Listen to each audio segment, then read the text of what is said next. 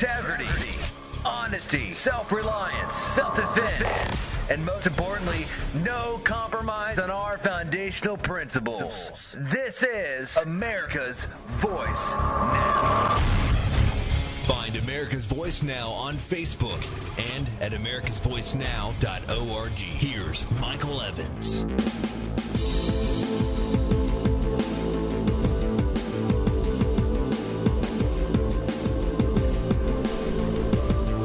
Good morning, America.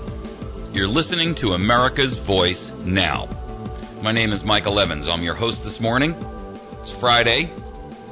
We're going to be joined this morning by Doreen. We're going to talk about a couple of issues, not the least of which is the Second Amendment Preservation Act and its current status in the Missouri House. And we're also going to have a guest, Susan Steffens, who will join us and give us an update on the Common Core hearing that she attended yesterday in Springfield. Now, I mentioned earlier in the week that there was a hearing or a meeting that was going to be held by the Missouri Department of Education, and it was going to be in Cape Girardeau.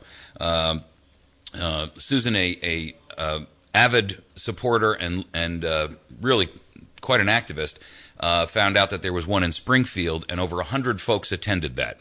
She's going to give us an update report on exactly what transpired over there, and from the initial report that I've received, it's not good. It appears that Common Core is being shoved down our throats, whether we like it or not, and we are going to hear more about that during that segment. I also want to talk about the current news story out there about on CNS about a 29% or a poll that indicates that 29% now of registered voters believe that armed revolution may be necessary in the next few years. That is a startling number. And when you look at the issues that are surrounding our current state of affairs in the nation in terms of where we have gone politically over the course of the last couple of decades, but with this enlarged ramp that we have gone through in the last 5 or 6 years alone, that's not surprising. This was a relatively small poll. It was only 863 registered voters and has a margin of 3 to 4 points. It was focused on both gun control and the possibility of a need for an armed revolution in the United States to protect liberty. And it was produced and created by Fairleigh Dickinson University. Now, the survey asked whether respondents agreed, disagreed, neither agreed nor disagreed, or did not know or refused to respond to the following statement. In the next few years, an armed revolution might be necessary in order to protect our liberties.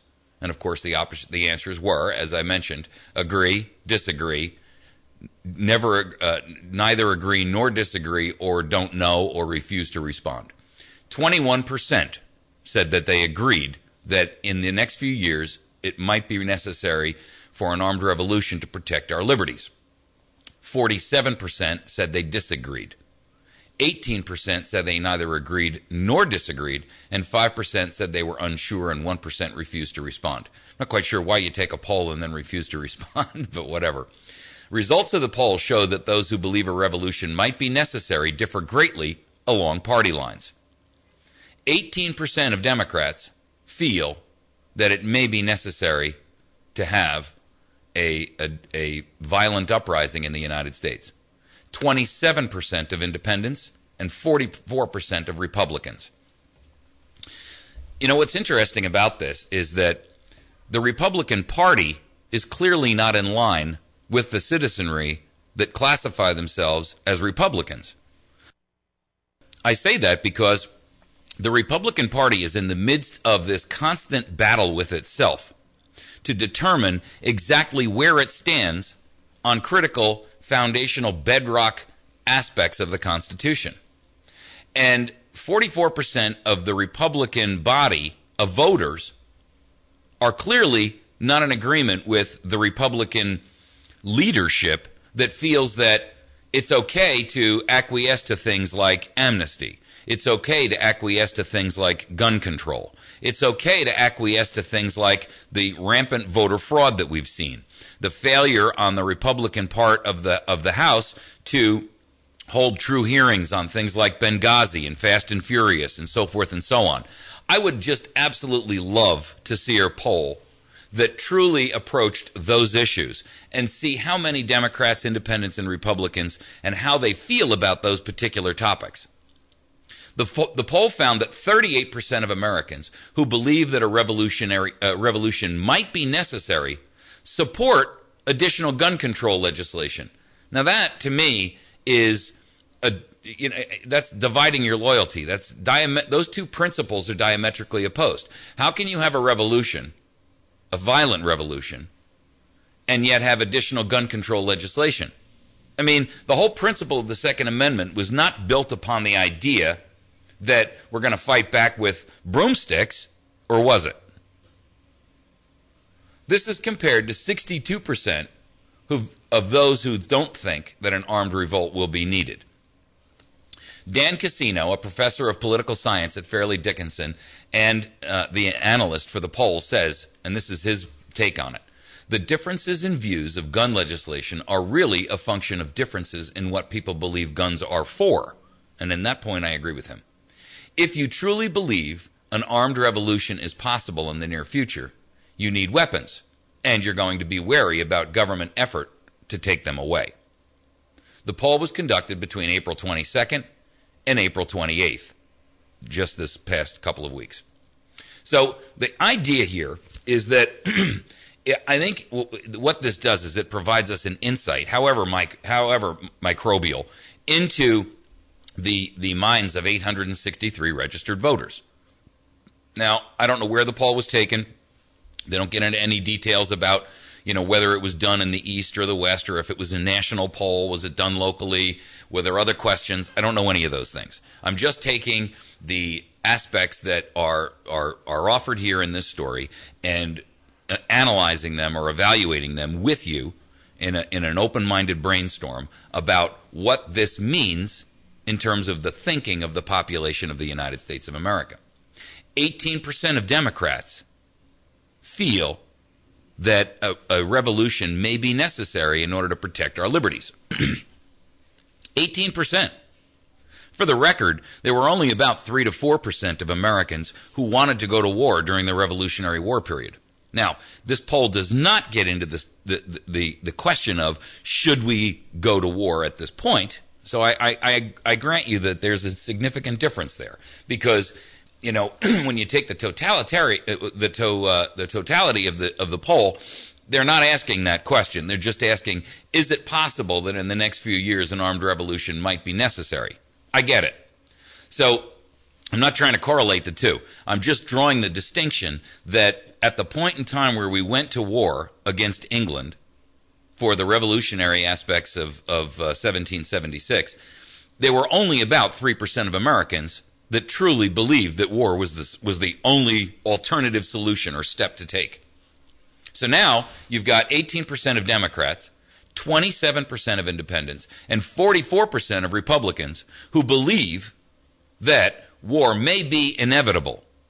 Now, what this also does is it kind of, if you think about this and you analyze this, and by the way, this is, folks, part of the critical thinking that you should be going through when you read all kinds of stuff. I don't care whether it's related to politics or whether it's related to industry, or you always have to take what is given to you, and instead of just swallowing it without questioning it, without chewing it, you need to take these kinds of pieces of information, or snippets, if you will, and you need to take them and put some thought, even if it's just your own opinion, as to what this stuff means. Because if you don't look at what it means, you're not thinking critically. I mean, and your obligation as a citizen, your obligation as a voter, as a supporter of our republic, is to actually put some critical thought behind your opinion, right? So just take these numbers into account for a moment. 18% of Democrats.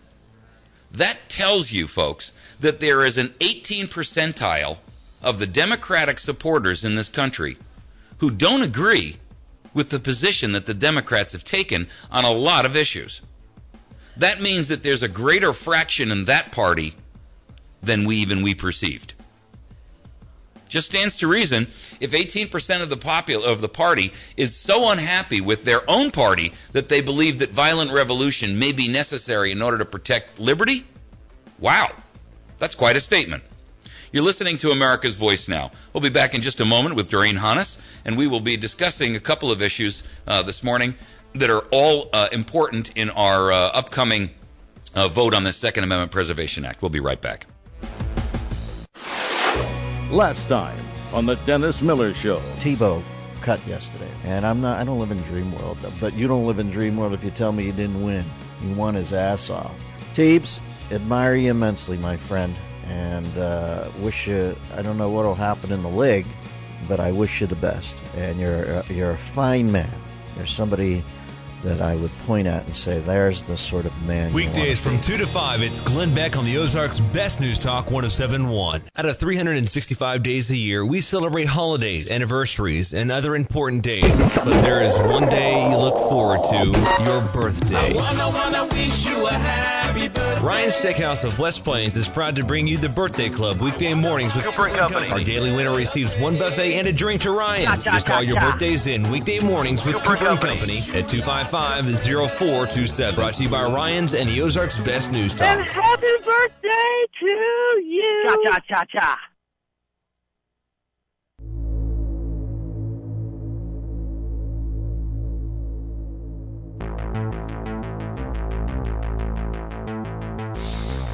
We return. It's Friday morning, and you know what that means, folks. That means Doreen Hannes is in the house. Thank you for joining us, Doreen. I appreciate you. Well, I'm happy to be here, and I am indeed in the house, which is a good thing right now. You were in the house and protected from the weather. Yes, absolutely. Hey, let's talk a little bit about where we are on the Second Amendment Preservation Act, because one, it passed the Senate, and it passed the Senate by a very significant margin. It passed by 26-4 versus 6 against. Yep. So that tells us that the Senate is actually significantly in line with the thinking of this issue. However, there were a number of amendments that were added to the act over the course of its race through the committee and then through the floor of the Senate and so forth. And now it has to go back to the House to have those amendments either voted up or down. And they have to either accept them, and if they don't, then it has to go to committee where those arguments are reconciled between both the Senate and the House. That's right. That's exactly correct. I don't have the latest and greatest version of this thing, and if you do, I'd like to see what those amendments were. Well, okay, this is a little bit of the problem, and actually, there's this German saying that says if those who love law or sausage should never see either being made. Yeah. And that's pretty much where we're at with this. We've got evidently 3 amendments that were put on to House Bill 436, the Second Amendment Preservation Act. I've seen 2 of them, Mike, and they're really rather innocuous. Okay, what are they? Do you know? Okay, the first one is that responsible gun ownership shall be encouraged, including supervision by parents of minors and instruction. That's silly, because I don't see why you would even put that in there. I mean, yeah, well, I think it was an appeasement issue. Yeah, whatever. Okay, so it's a non-issue as far as I'm concerned. What was the other one? The second one was basically the same. It was, I'm sorry. Here we go. The second one that I've seen, and it's rumored that there is a third, but I've not seen the third one. The second one was that if any municipality were to perform a gun buyback thing, right, that they would have to pass a resolution or some kind of an actual legal process to do so, and that should there be a buyback, that the firearms that they bought back or had donated to them, whatever, would be offered for sale at least twice to people possessing a firearms dealer's license. Okay, which I have no problem with. And then, essentially what that states is that if they do a buyback or they have firearms that are turned into them, that they have to make those firearms available through the network of dealers in their community. That is correct. And I don't have a problem with that because, frankly, that is the alternative to that would be that they destroy them or that they disappear into private collections. And, of course, I'm not for that at all. Okay. So I do have no problem with either of those two amendments. The third one, and if I'm not mistaken, you can clarify this, or maybe you know more than I do about it. The third one is that they tried to bump it from a misdemeanor to a felony for a federal representative or a state representative to try to subvert this and do some sort of firearms, confiscation or anything along those lines. In other words, they bumped it from being a misdemeanor to a felony. And that may be the third. I'm speculating now, but I know that one was inserted at one point because I had a member of the House tell me so. Right. And if that didn't come out, then that is the third one. Okay. The issue with that, and there's two sides to this coin, and let's just analyze it for a moment. Okay. The first is that if it is a felony, I don't have a problem with that, but it may be limiting to get some of the House members to accept that because they don't want to be that harsh.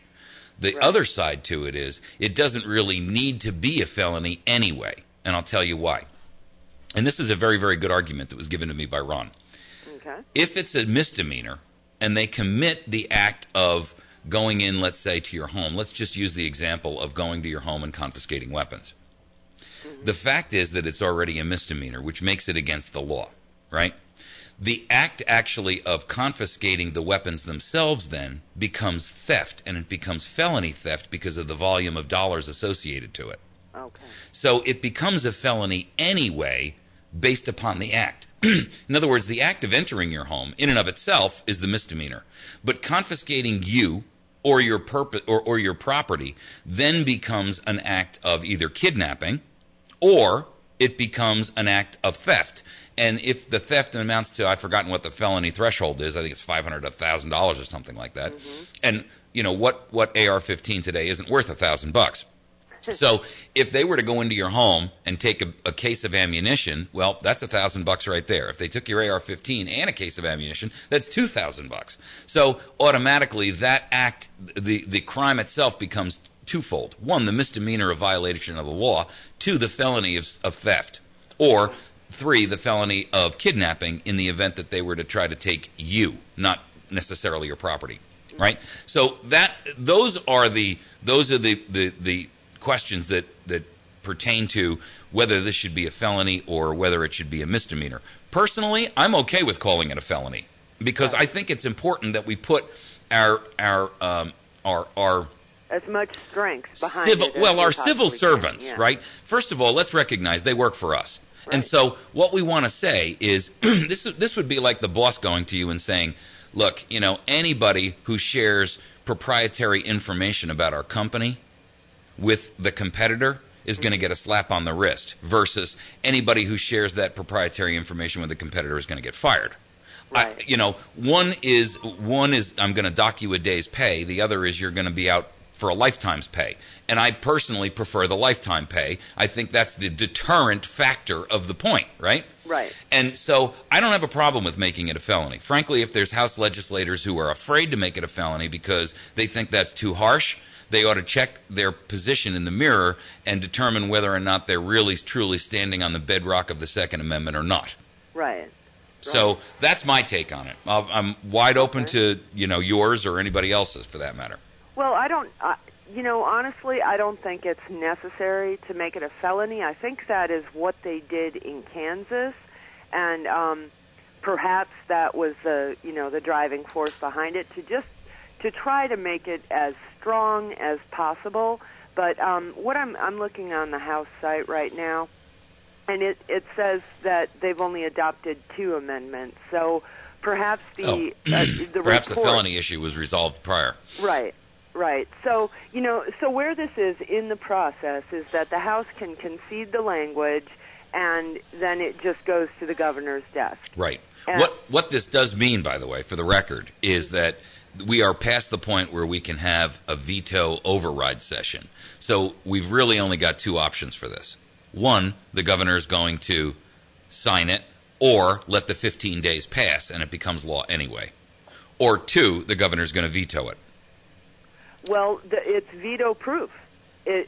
Well, hold on a second. Okay. It's veto-proof, but not until September when they're back in session.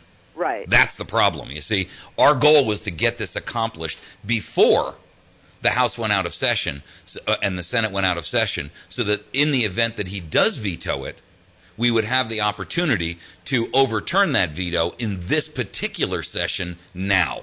Right. That's the big difference. Right, and that's we're past that point. We're past that point. So we're past it. So. What we can hope for is that with the other complexities that our dear, fearless, shameless, I should say, leader Jay Nixon has going on his plate right now, there may be his willingness to just accede to this issue by simply not signing it. He can sign it and get a lot of political flack from his supporters. Correct. Or he can not sign it and say, "Look, there was no way I was going to override their veto.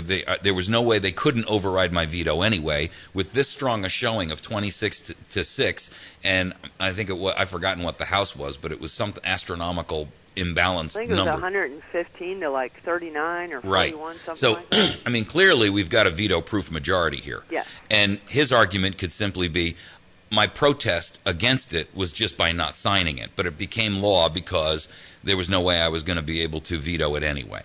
Right. And I've got to pick my battles, and my next battle is how do I save my administration? Okay. which is probably the more appropriate battle for him to focus on right at the moment. Pretty much, but in all sincerity, I think his administration is in deep doo-doo, to put a very clinical term on it. But the issue becomes this. Okay, so we don't have the 50 days left in session at this point, so he can not sign it. The session expires, and then 45 days after session is over, it becomes law. Right. And or he can veto it, and then we have to wait until September. Right. They are back in session in September to override a veto, and so of course the biggest problem with that is there's a lot of things that can happen between now and September. Right. And not the least of which is we could see, at the current pace that the federal government is on to limit or restrict our Second Amendment rights, quite frankly, I have real serious misgivings about whether or not we should allow this to go to September. But, yes. That's my personal thought. We do have a caller who wants to comment on this, so let's okay. grab this real quick. Go ahead, caller. Well, I guess not. He couldn't wait. Caller, by the way, callers, if you can't wait, call another radio station, because this is the way it works. We are in a discussion. If you want to participate in that, you have to wait your turn. If you're unwilling to wait, go find some other place to be. Okay. Pretty simple. Pretty simple. Right? Simple. I approach this with the same logic and reasoning that I approach everything else with. If you're not willing to wait for a couple of seconds until we can insert you into the conversation, then you've called the wrong place. And if this is the same caller, you better be on time. Go ahead, caller. I'm sorry, Mike. I lost my signal. Okay. Okay, you're forgiven. You're forgiven, and you're given a pass. Fire away. Fire at will. I would like to see this bill go through as it stands right now, just as soon as possible. Mm-hmm. However, I do have some problems with some of the wording. Supervision is pretty vague. It really is. I mean, is that supervision like at a 4-H event where you got people directly overlooking, or is supervision like Dad telling his son, "Okay, son, here's a rifle"? Well, it's a recommendation. Hold on. Right. The actual language states that it is highly recommended. Is that the phrase they use? Yes, it's recommended. Okay. It isn't compelled. Right. At all. So I wouldn't worry too much about that. Okay. Like I said, I actually am pretty good with it. It's written right now. The other. Mm-hmm. It's basically it's encouraged, I believe, is the word that is actually used. Okay. And no matter how creative our legislators get, I don't think they can take encouraged and make that into a mandate. Well, it's voluntarily mandatory a lot of times. So, yeah, it's, really it's, to me, that issue that was simple common sense. You you don't want your children out there playing with firearms when they haven't been properly instructed in them. Sure. And I think most folks understand and grasp the idea of that. I believe so. We do have a break to come up, and I know you had a second point caller, so I'm going to ask you to hold for the break. And when you come back, you'll have priority on your call. Okay, folks, we're going to take a quick break. You're listening to America's Voice Now. We have our special guest, which she comes in every Friday morning. It's Doreen Hannes, and she is the purveyor of TruthFarmer.com. That's an excellent blog in reference to agricultural issues and policies, politics, etc. And I encourage you to get out there and visit with her and like her Facebook page as well. We'll be back in just a moment.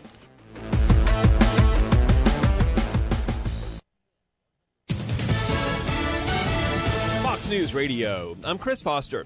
More Americans are getting back to work. 165,000 jobs added, the unemployment rate falling to 7.5%. That's the lowest since December of 2008. Manufacturing for this month, April, at 0. Construction fell 6,000. Much of the increase in administrative and health services. Fox Business Network's Rich Edson at the Labor Department in D.C.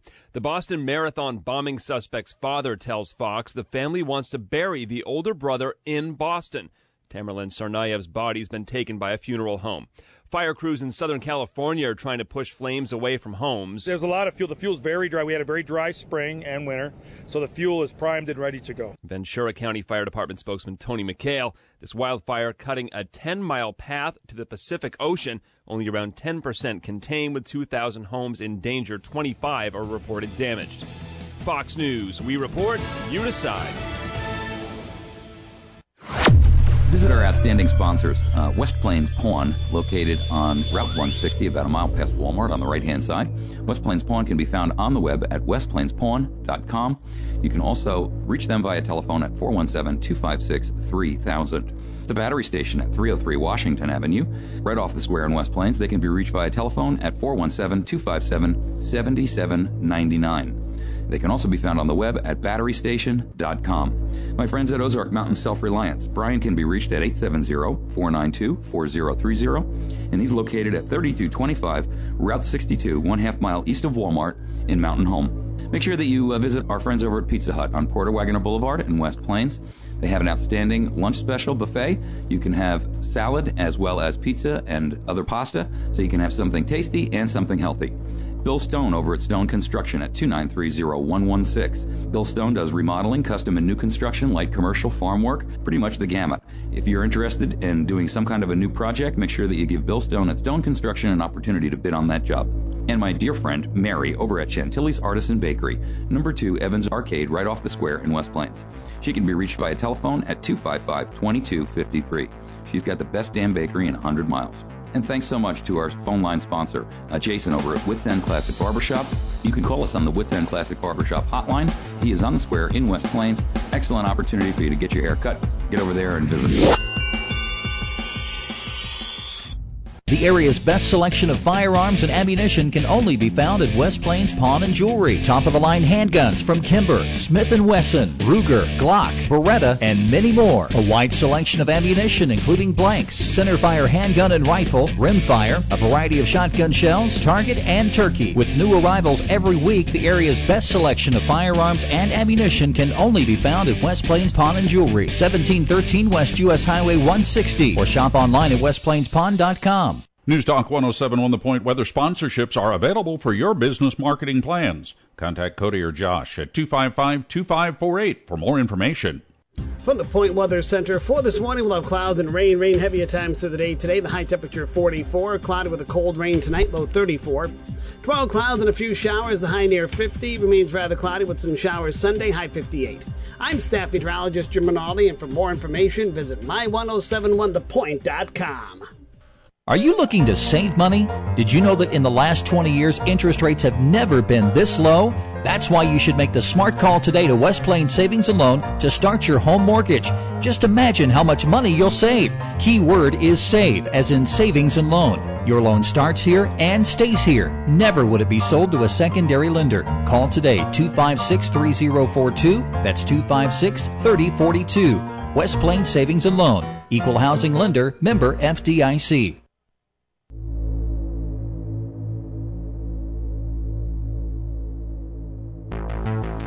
All right, we are returned. make sure that you support our sponsors, folks. They work hard to support this program, and we encourage you to work hard to support them. I do want to bring that caller back on for the last point on our Second Amendment Preservation Act discussion, and then we're going to jump on to Common Core. Go ahead, caller. Welcome to the show again. Yes, sir. Mike, you said yesterday that our governor had received a letter from Janet Napolitano concerning his approval of her acts. I did. If that letter truly is in existence, then wouldn't that be evidence by itself that he had violated the very first thing he does as a governor, which is take the oath of office? Yes, because uphold and preserve. And I've posted it up on our Facebook page, and it's up on the website. And I spoke yesterday to a state senator who called me back after our discussion and said, "By the way, I just wanted to make sure. Do you have a copy of that letter?" Mm-hmm. So yes, I do have a copy of it. Yes, I've posted it up on our Facebook page. Yes, I've posted it up on our web address. It's a letter dated 2010 from Janet Napolitano, thanking him for his efforts in implementing Real ID, and it uses that phrase. So, for all intents and purposes, the House at this point has to take now, and I don't misunderstand what I'm saying. The House is responsible for impeachment provisions. 1, 2, they have to make sure that they do it right, and 3, I believe, and I've spoken to a couple of House members yesterday about this, I believe that they have the motivation to do so, but they have to tread carefully because this is dangerous water, and they have to make sure that they don't mess it up, if you will, and file it properly, make sure that all the I's are dotted, that all the T's are crossed, and everything is in its proper place in order to accomplish that task. Yes, but it is an impeachable offense. He is in direct violation of his oath of office. Yes, and he's in direct violation of the law, by the way. So it's not only an impeachable offense, because impeachment really merely simply takes a removal of office to protect the citizenry. But beyond that, he's actually violated a state law, which is, I don't know what the criminal penalties are. I don't remember what they placed at the bottom of the 2009 prohibition. But it may be a misdemeanor and it may be a felony. But either way, it's a violation of law. So it's actually got criminal action or some civil action tied to it, whatever penalties they ascribed to it in 2009. So, but thank you very much for that input, and I appreciate it. And thanks for reminding our audience. Our governor has a letter from Janet Napolitano from the Department of Homeland Security thanking him for his participation and cooperation in violating our 2009 state edict against Real ID implementation. There you go, folks. That's the reality. Okay, we're going to be joined by Susan. Sue's going to give us an update on what happened yesterday in a meeting in Springfield related to Common Core with the Missouri Department of Education. Are you there, Sue? I am. Thank you for calling us with this update. So, you're welcome. Fire away, lady reporter. I wrote this down so I can cover it, and then you can ask some questions. Over 100 of us drove to Springfield yesterday to be indoctrinated by the Missouri Department of Education. This presentation was given simultaneously in all 8 districts. No questions verbally from the group were allowed, therefore, none were answered. Uh-oh. All questions had to be written out, submitted to the presenter. They will be organized and posted on the DESE website. That's the Department of Elementary and Secondary Education. I smell the Delphi Method. Oh yeah, someone asked. Raising its ugly head. Go ahead. Someone asked. They said, "Oh, then you're going to treat us just like the Delphi, in that you're in charge and we don't get to take part." Someone did ask that question? Yes, they did. It was a verbally. Was it one of our listeners? I hope. I know. Well, I think almost all of the people there were anti-Common Core. It was a very uncomfortable place for this presenter and his staff to be. Okay. Mm-hmm. And they did it simultaneously, I understand. I met a woman from Springfield who is deep into this Common Core. She handed out a paper, but she said they did it intentionally so that authorities couldn't swing from group to group as it was presented, because if they did it all in one time, St. Louis, Kansas, Cape Girardeau, Springfield, they did it everywhere at the same time. 8 places across the state. a number, and by the way, folks, that's another tactic of this Delphi thing, is get all of the, make the statement first, and get all of the potential arguments out of the way early on, so that you have a limited amount of time to argue. And in this case, you're limited further by the fact that you can only do it in writing. So go ahead, what else happened? Well, and we were dismissed exactly on time. We had no time for questions. Huh? I mean, it was indoctrination right up to your eyeballs. Really? Yes. Did they have an electronic presentation of some sort, or? It was on the screen, but it was all prepared, and it was very basic. And I'll drop off a sheet that had it included on it. Yeah, please do. And the ladies in Springfield had a sheet of all of the things that we talk about on it. Did you get a copy of that? Oh, more than one. Great. I'd love to see that as and well. I'll try to drop those off today. Great. Thank you. This was everything that we've been told by Glenn Beck and by you, just standing right out there waiting to knock us down. So let me ask you this. How are they couching Common Core? I mean, are they making this look like it's some kind of God's gift to the educational world, or are they saying it's one of these evil necessities we just have to accept? They want to make everyone the same, and if you transfer from this state to that state, this school from this school, that you'll be on the same page, grade-wise, third grade, fourth grade, fifth grade. There doesn't seem to be a lot of differentiation for slow kids, smart kids, and they just lied right through their teeth when they said the teachers are still in charge of making the lesson plans. This is just a guide. Mm-hmm. And parents can be involved, and, I mean, the whole thing was just laughable, and the crowd was uproarious. They were nasty. Well, were they effusive in their arguments against it? Oh, yes. Go ahead, Doreen. I didn't mean to cut you off there. Well, that's all right.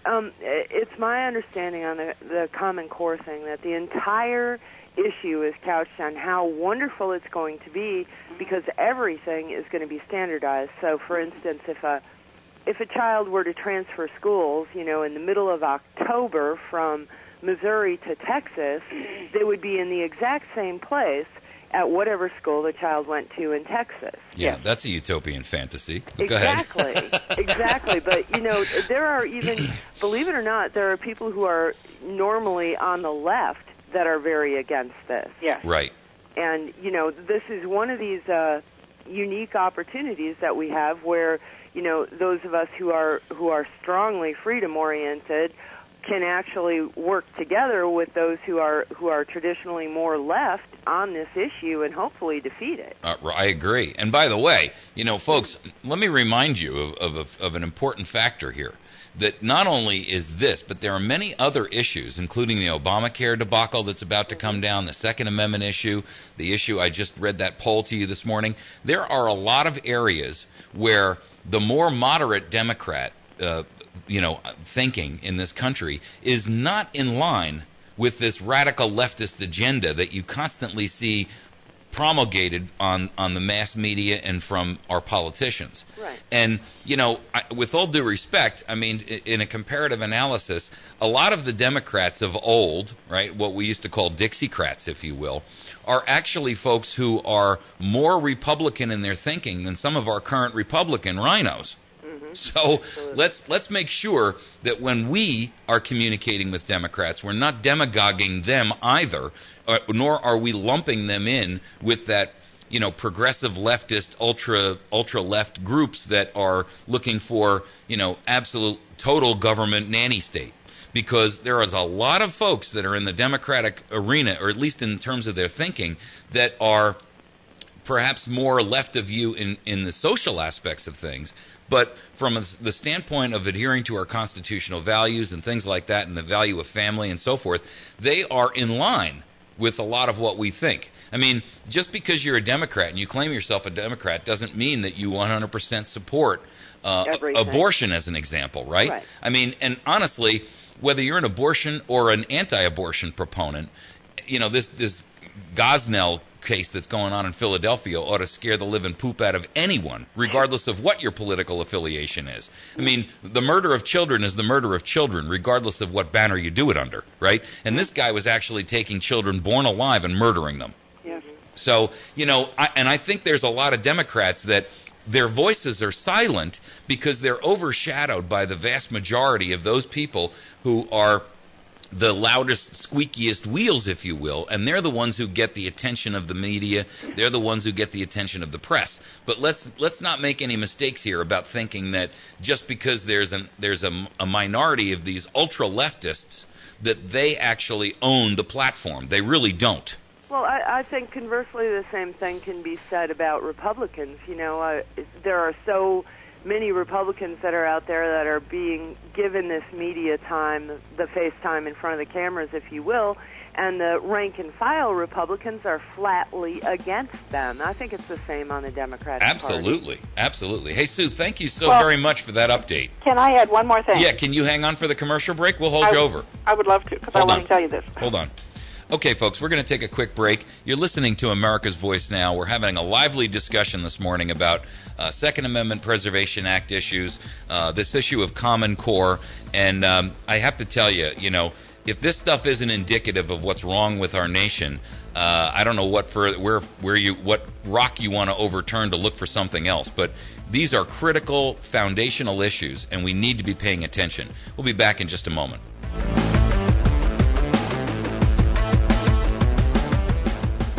The best shows in Branson are now playing at the Americana Theater. Don't miss 3 redneck tenors, Branson's new smash hit, down-home laughs, and big city voices. It's a hilarious musical adventure that you just have to see.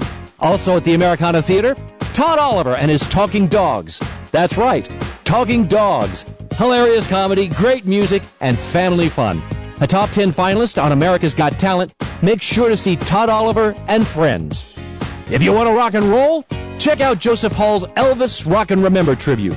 Joseph Hall will blow you away as Elvis, and his band is absolutely smoking. For you early birds, wake up with Cassandra and Friends. She plays at 10 a.m. with Branson's largest live band. Enjoy Cassandra's stunning voice and great comedy as well. The best shows in Branson are at the Americana Theater. Visit theamericanatheater.com for more information. That's theamericanatheater.com. in Branson, Missouri.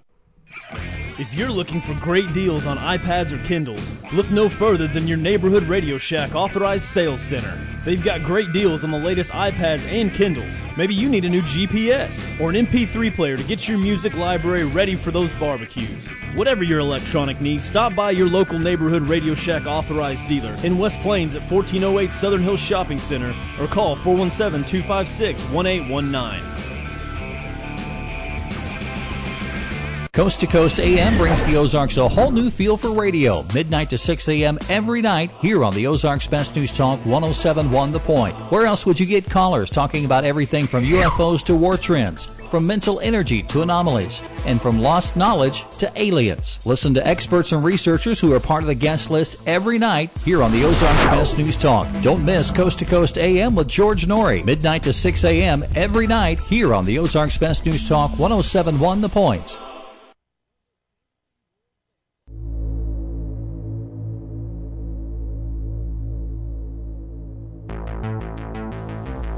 All right, we are back. We're going to bring Doreen back on and Sue for our continuation of our discussion related to this Common Core issue. And go ahead, folks. You're back on the air. All right. I just had one more comment. So, yeah, go ahead. This was kind of funny. Of the questions, they said that they were going to post all of the questions on the SDESI website. And I bet the guy next to me, my facilitator at my table, one nickel that my question will not be there. It was, how quickly can Common Core be killed? And so I'm going to look on the website. I'll bet money that one's not up there too. I'm gonna double down and I'm gonna make it a dime. Well, I will be seeing him. He functions sometimes here in Thayer, and I will see him again. Great. So when you say the person who was at your table, the facilitator, was he a member of that organization who was trying to promote this, or? He's one of those people who are doing what they're told because that's what their job entails. I see. And I really laid some dangerous stuff on him, like you and Glenn Beck, and he was completely in the dark. Outstanding. Say, Sue, When you went into the room, did they break you up into separate tables with No. a couple of facilitators at each table? No, we got there an hour early because it's a whole other story. Okay. But you could sit anywhere you wanted, and I don't know how they did it, but they just went around and handed somebody at each table, and they were all knowledgeable people. Ours just happened to be one that works with the department and goes from school to school in his district. How many people were there that were representing the State Department of Education? I I'm sure it wasn't one lone presenter. No. There were at least 5, maybe more. I could identify 5. Mm-hmm. Did all of them speak or just one? No, just the one, and then the superintendent of the Springfield schools spoke a bit. What did he have to say? Well, not anything except the facility he made available. And a lady at the end said, we always start things with a prayer, and since you didn't, could we end this thing with a prayer? Interesting. And they did. They did? Okay. The Springfield superintendent did. Gotcha. It's interesting, I think, in light of what you're telling us here, that, this is just another take on the Delphi concept. Mm-hmm. First of all, instead of doing this in an open meeting where the objections are met real time, they're going to do this by mail, which facilitates an even easier method for them to utilize the concept of consensus think, right? By saying, well, I'm going to tell you exactly how they're going to do this. What they're going to do is come back and say that all of the questions that were valid enough to get, in other words, they're going to ignore those that were fringe questions where there was only 1 or 2 of those. They're going to say that the vast majority of the questions came back and here's what they were. And they're going to outline 4 or 5 common points about, and it's all going to be not about whether or not it should be implemented, but how it will be implemented. You watch and see. Well, there were a lot of questions that were presented that irked me because they were, in my view, the whole thing just needs to be killed. You don't need to ask, if they would change this, or how did they do this? Well, that's my point. But their response is going to be, this isn't optional. We're already doing it. You only have a say in how we go about doing it. Right. You get it? Oh, yeah, I do get it. And that's what all the questions will reflect. Bet money on it. A dime at least. I think they're going to have a tough time getting this concise enough to put on the website. Well, I'm anxious to get that information from you, and we're gonna work and follow on this one to make sure that we're keeping our audience informed about what these questions are that come back. And I can't wait to see them, because when we get to see them, I want to harken back to this conversation we're having right now and see what the tone and the tenor is of those questions. Right, and I can't recommend fully enough going to your school board meetings, because I'm usually the only one that goes to mine. And here, and congratulations to you for doing so. Well, that's okay. It's kind of fun. It's fun to aggravate them, isn't it? Isn't it fun to stand up for your rights? Yes. Sometimes, if you look at this in the right perspective, people say, they go to these meetings and they're like, oh, the aggression against me was so strong. You know what, folks? Play this like a mental game of chess. Realize that what we're doing here and what each and every one of us is responsible for doing in trying to preserve our republic by going to meetings and attending these different events is that what we're doing is we're positioning ourselves, and we're raising, when you raise an awareness issue and you raise it up in front of a whole group of people at a Common Core school board meeting, you've just educated the other 99 people sitting in the room. Yep. And think of it like a chess match, because what you don't realize is that you don't know whose mind you just raised to a whole new awakening, right? Or a whole new sense of awakening about an issue. They may have gone in there just curious about what is this Common Core thing. And now they've walked out with a new group of questions that completely changes the way that they think about an issue. So yeah, it's a good thing, and I applaud you and thank you for the report on this.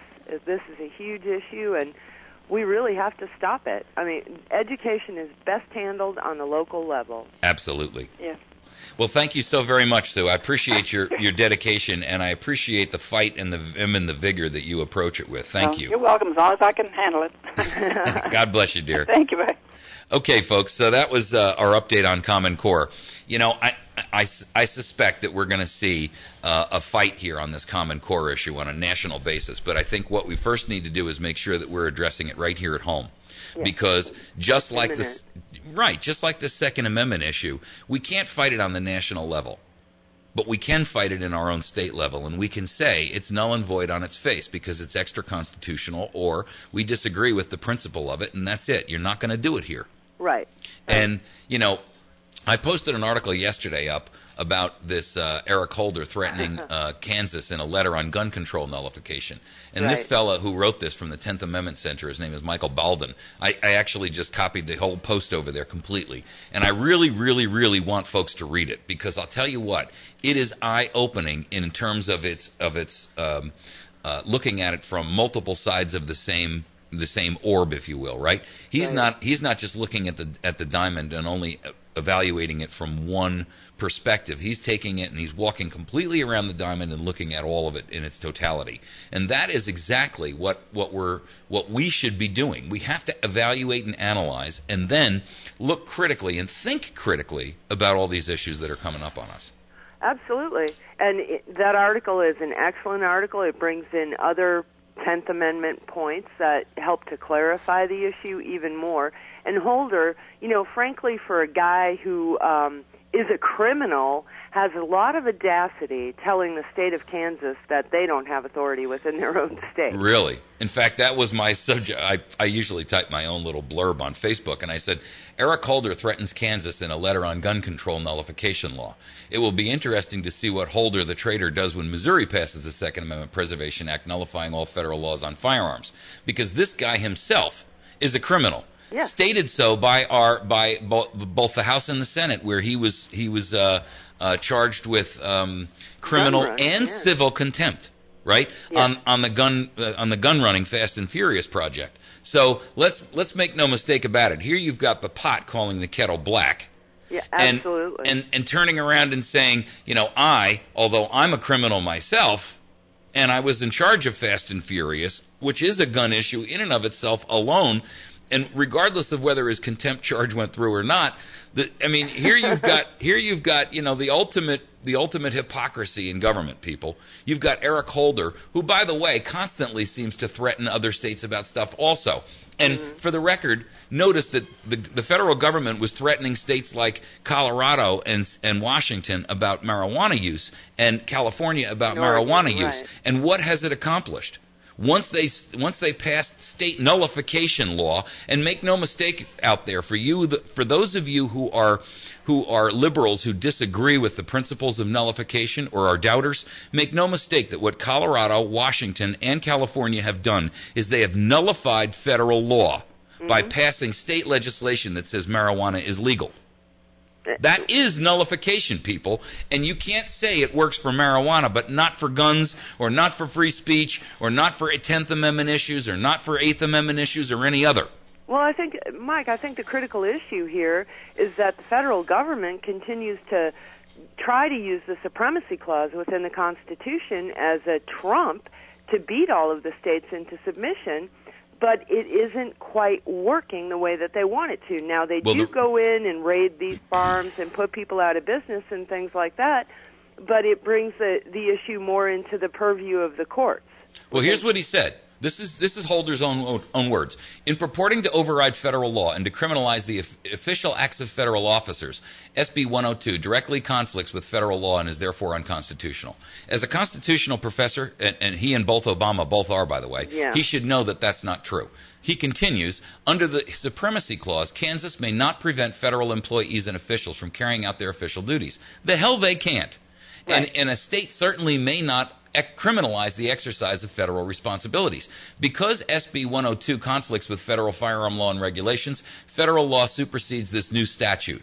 All provisions of federal laws and their implementing regulations therefore continue to apply. Well, let me quantify something for you about the Supremacy Clause for both the benefit of Eric Holder and the audience. First of all, that the Supremacy Clause only operates where that law that's been passed is not in conflict but is in pursuance of the Constitution. Correct. And any law that limits the Second Amendment is not in pursuance of the Constitution. It's in violation and in conflict with the Constitution. So therefore, the Supremacy Clause bears no effect. It's that simple, people. Just because a tyrant says it so doesn't make it so. That's right. Thanks so much for your joining with us today. I love when you join us, and our YouTube watchers apparently agree, because those videos always get a ton of watchers. So. Well, excellent. You have a great day, and everybody you. out there listening, I hope you have a wonderful day too. You too. Thanks so much. Okay, folks, you're listening to America's Voice Now. You can find us on Facebook at facebook.com/America's Voice Now, youtube.com/America's Voice Now, Tea Party Community .com/America's Voice Now, and at americasvoicenow.org. We'll see you tomorrow morning, bright and early. Ladies and gentlemen, this is KBMV Birch Tree is the Ozarks best news talk 24 hours a day, 7 days a week.